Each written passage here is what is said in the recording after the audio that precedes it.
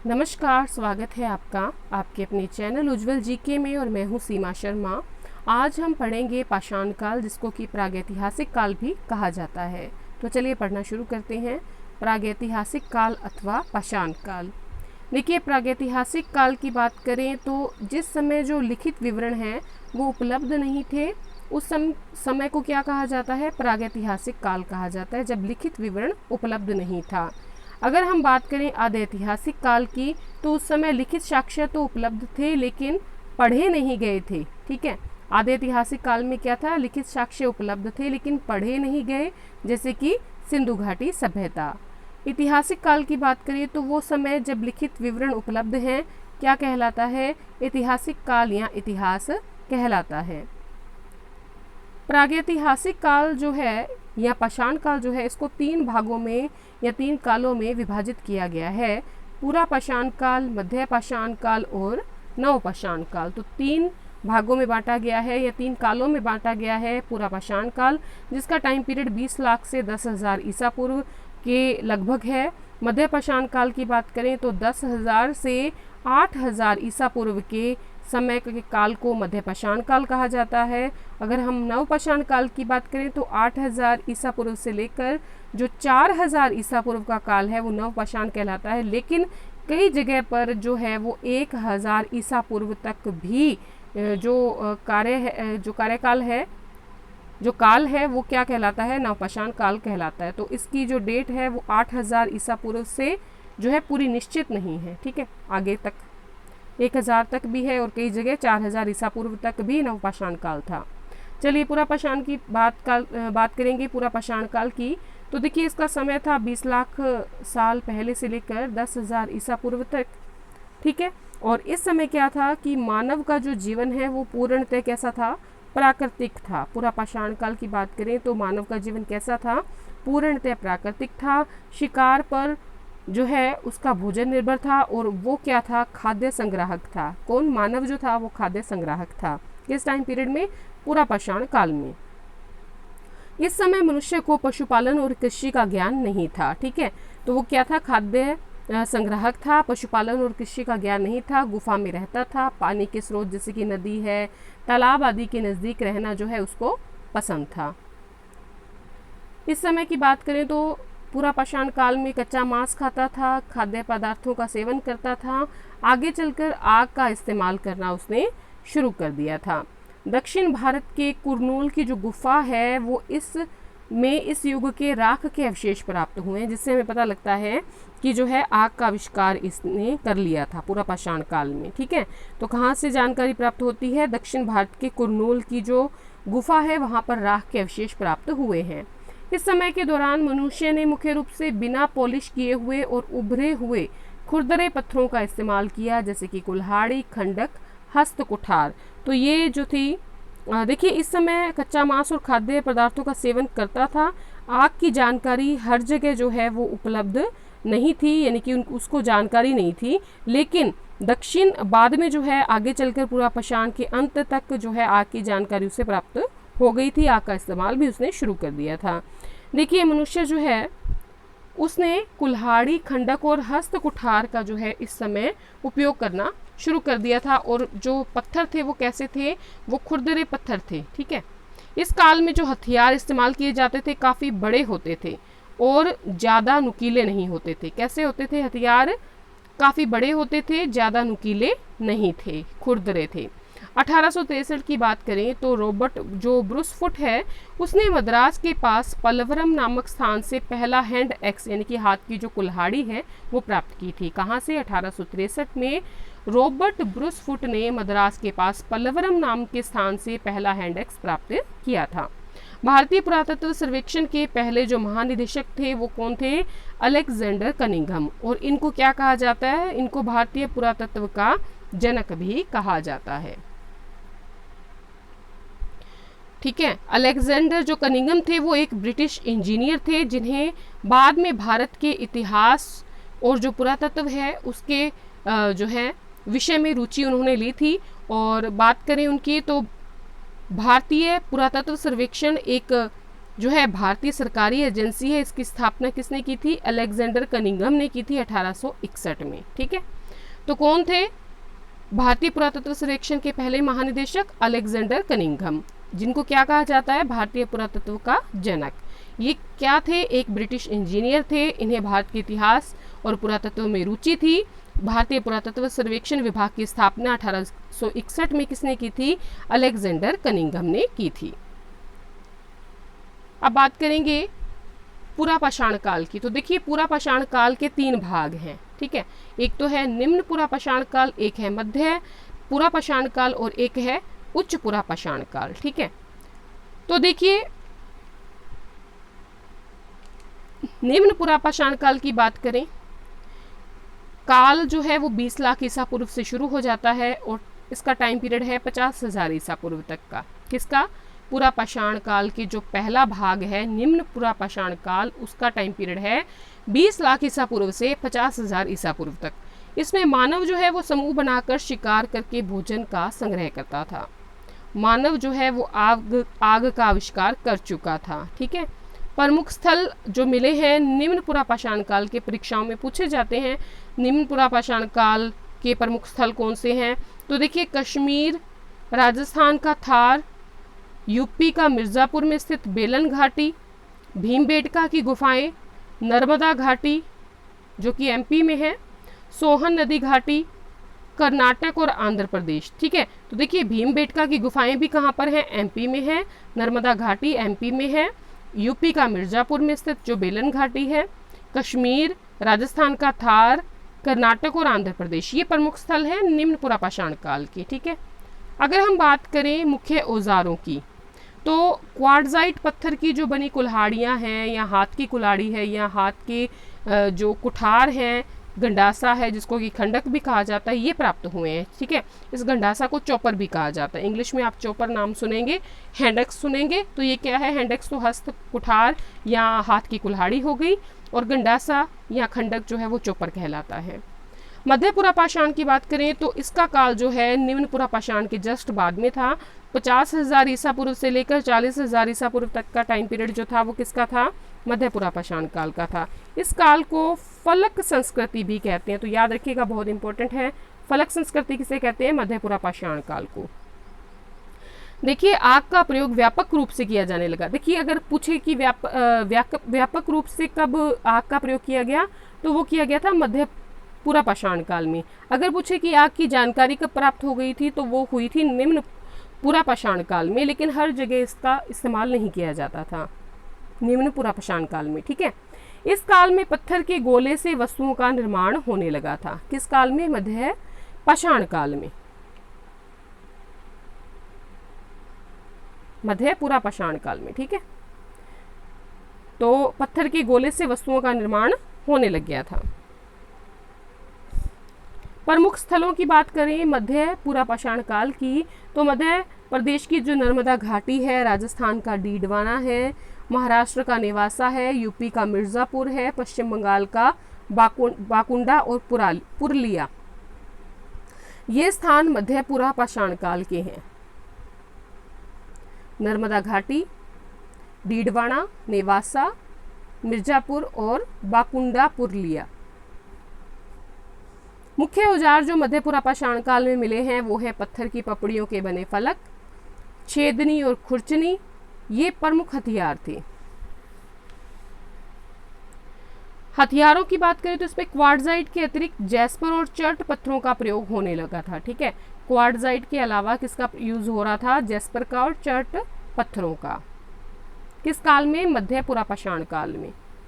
उच्च पुरापाषाण काल जो है इसका टाइम पीरियड 40,000 ईसा पूर्व से 10,000 ईसा पूर्व तक का था और इस समय जो है आधुनिक मानव का उदय हुआ। कौन सा मानव? होमो सेपियंस का। ठीक है, इस काल में क्या है, मानव जो है वो शैल आश्रयों में रहने लगा था, यानी कि रॉक शेल्टर जो होते थे उसमें रहने लगा था।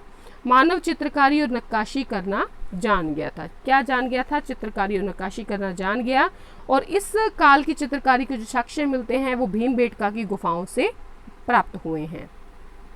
किस काल के? उच्च पुरापाषाण काल के। प्रमुख स्थलों की बात करें तो यूपी में बेलन घाटी, महाराष्ट्र में बीजापुर, इनाम गांव, केरल में चित्तूर, झारखंड में छोटा नागपुर का पठार जो है, ये सभी उच्च पुरापाषाण काल के प्रमुख स्थल हैं।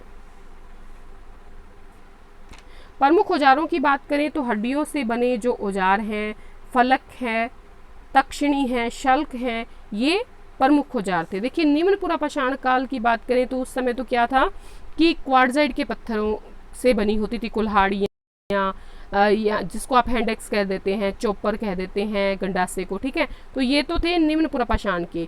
मध्य पुरापाषाण काल के मुख्य औजार कौन से थे? वो क्वार्टजाइट के अलावा जैस्पर और चट पत्थरों से भी निर्मित होते थे, और उसमें जो है फलक, छेदनी, खुरचनी, ये प्रमुख हथियार थे। और जो उच्च पुरापाषाण काल है इसमें हड्डियों से बने औजार, फलक, तक्षणी, शल्क, ये प्रमुख थे। मध्य पाषाण काल की बात कर लेते हैं। अब ये दूसरा काल आ गया, निम्न पूरा पाषाण काल हमारा कंप्लीट होता है यहाँ पर। अब बात करेंगे मध्य पाषाण काल की, जिसका टाइम पीरियड 10,000 ईसा पूर्व से शुरू होता है। कब तक चलता है? 8,000 ईसा पूर्व तक, ठीक है। इसमें क्या है, मानव जो है मछली पकड़ना, शिकार करना, ये भी सीख गया था, और मानव द्वारा पशुपालन करने का जो प्रारंभिक साक्ष्य प्राप्त होता है वो इसी काल से प्राप्त होता है। कब से? मध्य पाषाण काल से पशुपालन करने का प्रारंभिक साक्ष्य जो है वो मानव का प्राप्त होता है। मानव ने एक ही स्थान पर जो है स्थायी निवास की शुरुआत कर दी थी, ठीक है। मध्य पाषाण काल में मानव ने एक ही स्थान पर स्थायी निवास की जो है वो शुरुआत कर दी थी। इस काल की बात करें, यानी मध्य पाषाण काल की बात करें, तो इस काल के मानवों के द्वारा एक दूसरे पर आक्रमण और युद्ध करने के जो प्रारंभिक साक्ष्य हैं वो प्राप्त होते हैं। कहाँ से? सराय नाहर राय से। तो इम्पोर्टेंट है, याद रखिएगा, जो है मध्य पाषाण काल में मानव द्वारा एक दूसरे पर आक्रमण और युद्ध करने के जो प्रारंभिक साक्ष्य भी प्राप्त हुए हैं वो सराय नाहर राय से प्राप्त हुए हैं। देखिए इतिहासकारों का मत है कि जो है मातृ देवी की जो उपासना शुरू हुई है, शवाधान की पद्धति शुरू हुई है, वो इसी टाइम पीरियड में शुरू हुई है, ठीक है। किस काल में? मध्य पाषाण काल में। प्रमुख स्थलों की बात कर लें मध्य पाषाण काल के, तो बिहार का पायसरा मुंगेर, राजस्थान का बागोर, गुजरात का लंघनाज, यूपी का सराय नाहर राय और महागढ़, एमपी में आदमगढ़ होशंगाबाद में, और भीमबेटका जो भोपाल में है, और बोधौर, ये जो हैं प्रमुख स्थल हैं कहाँ के? मध्य पाषाण काल के।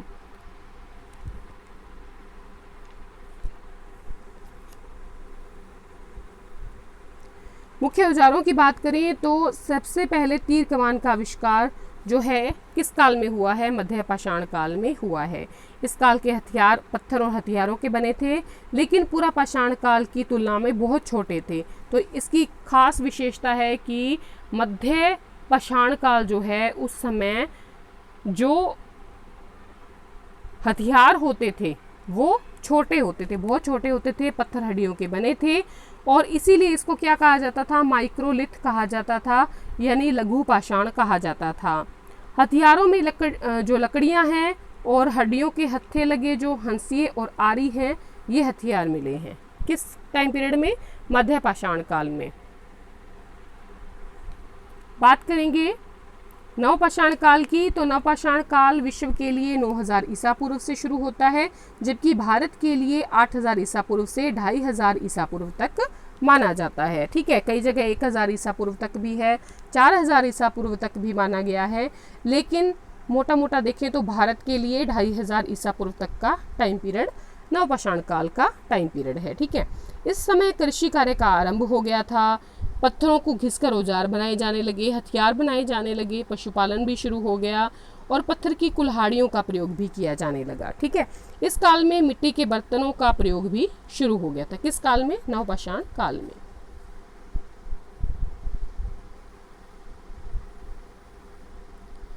ग्राम समुदाय का जो प्रारंभ होता है या ग्राम्य जीवन का जो विकास होता है वो नवपाषाण काल में होता है, और इस काल में मानव गोलाकार और आयताकार घरों में रहता था, जिसे मिट्टी और सरकंडों से बनाया जाता था। नवपाषाण काल में पत्थर के औजारों के उत्पादन में नवाचार हुआ, polish, packed ground stone tools जैसे औजारों का उत्पादन किया गया। वे उपकरण बनाने के लिए क्वार्टजाइट के अलावा अन्य पॉलिश किए हुए पत्थरों पर भी निर्भर रहने लगे। किस काल में? नवपाषाण काल में।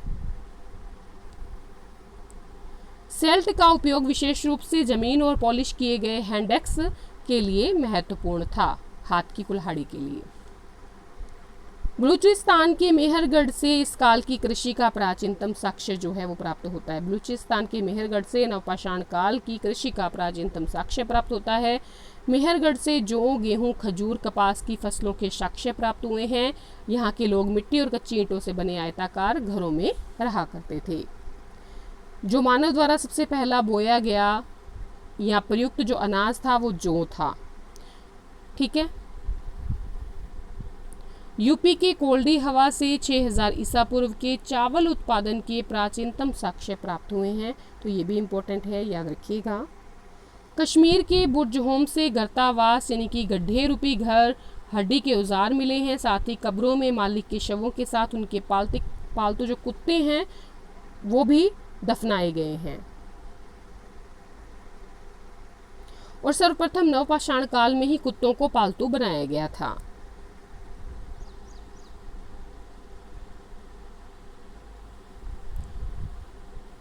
बिहार के चिरांद से हड्डी के बने औजार, मुख्य रूप से हिरण के सींगों से बने उपकरण मिले हैं।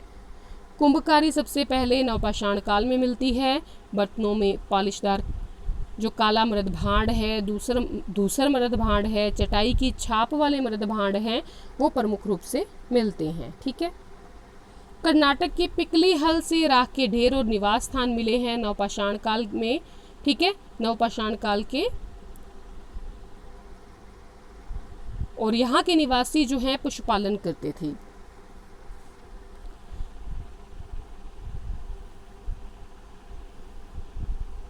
प्रमुख नवपाषाणिक स्थलों की बात करें तो सरुतरु, मारकडोला असम में, उतनूर आंध्र प्रदेश, चिरांद बिहार में, बुर्जहोम गुफकराल कश्मीर में, कोल्डी हवा महागढ़ यूपी में, पय्यमपल्ली तमिलनाडु, ब्रह्मगिरी, कोडक्कल, पिकलीहल, हल्लूर मस्की, संगेनकल ये कर्नाटक में, और मेहरगढ़ पाकिस्तान में ये जो स्थान मिले हैं ये प्रमुख नवपाषाणिक स्थल हैं। एक बार इनको देख लें।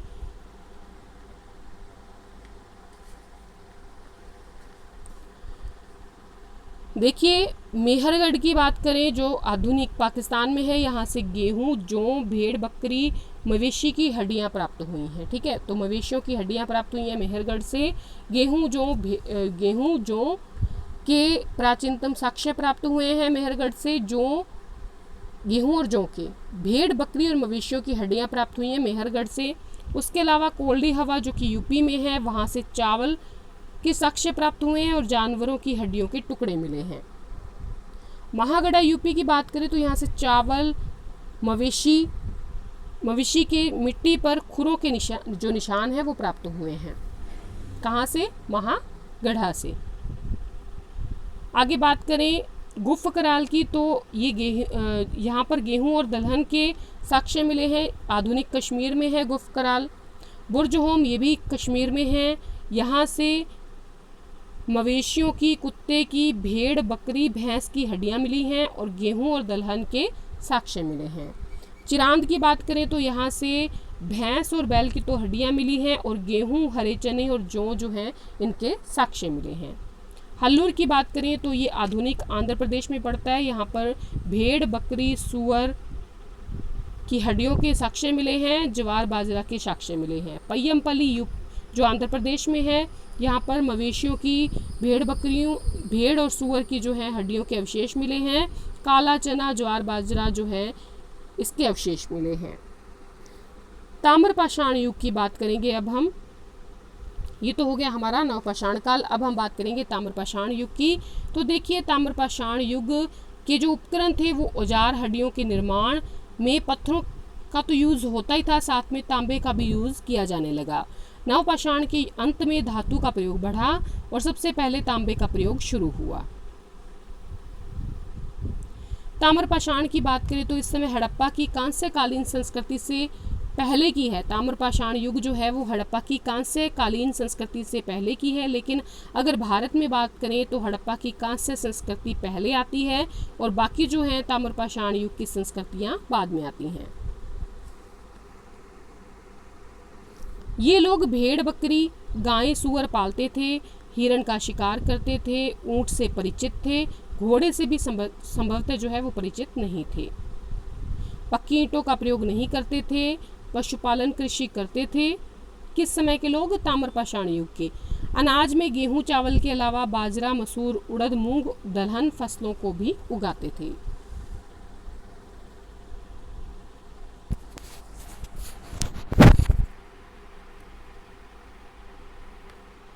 वस्त्र निर्माण करना जानते थे, समुदाय बनाकर गांवों में रहते थे। ताम्रपाषाण काल के लोग मिट्टी के खिलौने, टेराकोटा की मूर्ति के कारीगर थे। कुंभकारी, धातुकारी, हाथी दांत के शिल्पी और चूना बनाने के कारीगर जो है वो भी इस समय मौजूद थे। ताम्रपाषाण काल के जो अधिकतर जो मृद भांड मिले हैं वो काले और लाल रंग के हैं, चाक पर बनाए गए, और इसमें कभी कभार सफेद रंग की रेखिक आकृतियां भी प्राप्त हुई हैं। मातृदेवी की पूजा, सांड जो है वो धार्मिक पंथ का प्रतीक था। अगर भारत में हम बात करें ताम्रपाषाण युगीन बस्तियों की, तो दक्षिणी पूर्वी राजस्थान में आहार और गिलोंड है। पश्चिम महाराष्ट्र की बात करें तो जोखे, नेवासा, सोनगांव, बेमाबाद, चंदोली, ये भी भारत में ताम्रपाषाण युगीन बस्तियां हैं पश्चिम महाराष्ट्र में। इनाम गांव की बात करें तो सबसे बड़ी बस्ती यहीं मिली है। पश्चिम मध्य प्रदेश की बात करें तो मालवा, कैथा, एरण, यहाँ पर जो है ताम्रपाषाण युगीन बस्तियाँ प्राप्त हुई हैं। तो आज की क्लास में इतना ही। आशा है आपको वीडियो पसंद आई है। अगर आपको वीडियो पसंद आई है प्लीज़ लाइक ज़रूर करें वीडियो को, और चैनल पर नए हैं तो चैनल को सब्सक्राइब करें। थैंक यू आज की क्लास के लिए।